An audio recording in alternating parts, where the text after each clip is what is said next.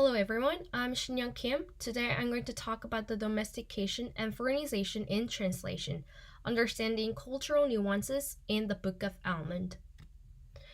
Welcome everyone. Today I'm diving into the fascinating world of translation theory, focusing on two key strategies, domestication and foreignization. Our case study will be the Korean novel Almond by Son Won-pyong, exploring how these approaches affect the translation from Korean to English. To start, let's define terms. Domestication makes a foreign text familiar to the target audience, often adapting cultural references to fit the target culture. Foreignization, on the other hand, retains the original cultural elements, allowing the reader to experience the text's foreignness. Let's consider an example from Almond. In one passage, the protagonist Gon participates in a traditional Korean funeral ritual. The original Korean text reads, 사람들 사이를 해치고 고니가 제 엄마의 영정 앞에 절을 했다. The human translator rendered this as Gon passed through the crowd to bow before the funeral portrait of his mom. Google Translate provided Gon walked through the crowd and bowed in front of his mother's portrait. Notice how the human translation specifies funeral portrait, preserving the cultural context and solemnity, while Google Translate's version is more generic. This brings us to the strength and limitation of each approach. Domestication can make text more accessible, but risk losing cultural authenticity. Foreignization maintains cultural integrity, but can be challenging for readers unfamiliar with original culture.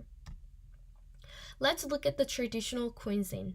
The Korean text describes a meal during a holiday. 명절 때 엄마가 하던 음식과 종류가 비슷했다. 뜨거운 국과 전, 꿀이 든 떡이며 과일들. The human translation reads the food was similar to mom's holiday dishes. hot 육개장, 전, 꿀떡, and fruit. Google Translate offered it was similar to the type of food my mother used to cook during the holidays.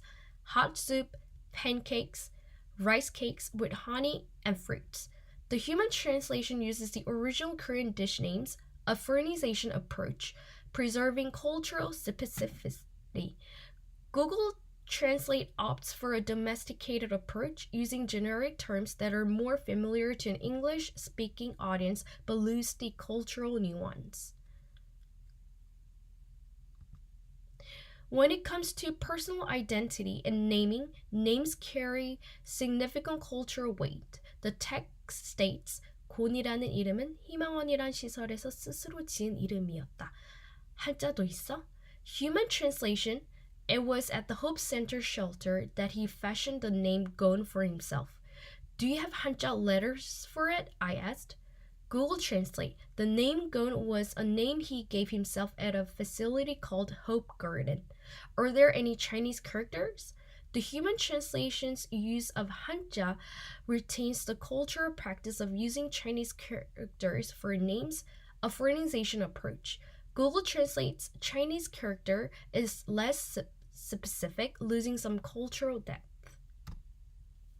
Now, consider linguistic nuances and corrections. The original text features a correction of speech. 그래봐야 너나 나나 살아온 횟수가 같거든. 횟수야, 횟수 아니고. Human translation, we've both lived the same number of years. We've both lived the same number of years. You know. It's the same number of years, not a. Google Translate, so you and I have lived the same number of years. It's the number of years, it's not the number of times. The human translation effectively captures the correction of speech, subtle linguistic nuance, while Google Translate version is more literal and less nuanced. Finally, adapting to new environments and educational expectations.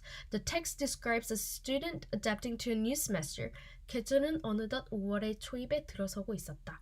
5월 정도면 많은 게 익숙해진다. 신학기의 낯선도 사라진다. Human translation, the days were slipping by, and it was already early May.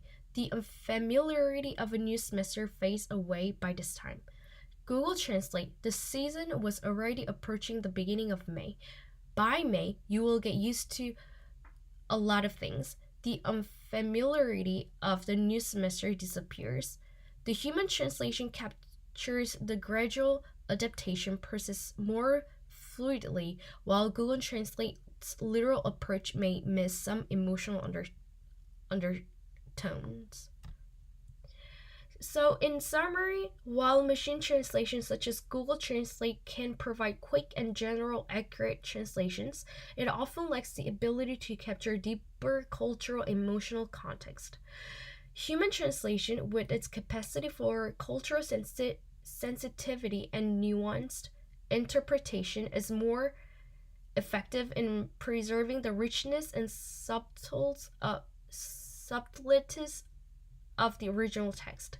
As we continue to advance in machine translation technologies, it is crucial to remember the irreplaceable value of human translators in maintaining cultural fidelity and enhancing cross-cultural communication.